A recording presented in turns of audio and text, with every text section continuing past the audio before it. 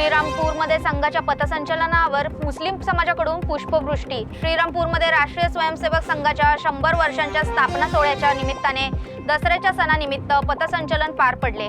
या पथसंचलनाला मुस्लिम बांधवांनी देखील भरभरून प्रतिसाद दिला आणि जामा मस्जिद समोर स्वयंसेवकांवर पुष्पवृष्टी केली। या अपवादात्मक सहकार्यामुळे हिंदू मुस्लिम ऐक्याची छटा श्रीरामपूर तालुक्यात दिसून आली। याआधी बेलापूर येथील मुस्लिम समाजाने अयोध्येत प्रभू श्री रामचंद्र मंदिरासाठी 51,000 रुपयांची निधी सुपूर्द केली होती।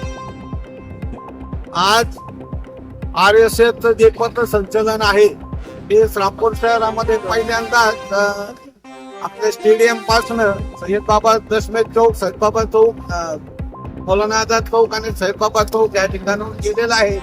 आणि गेल्या काही दिवसामध्ये सर संघ चालक माननीय मोहनजी भागवत यांनी मुस्लिम समाजाच्या धर्मगुरूंची बैठक घेऊन एक शब्द दिलेला आहे की या देशामध्ये इस्लाम होता, इस्लाम आहे आणि यापुढे इस्लाम राहणारच आहे।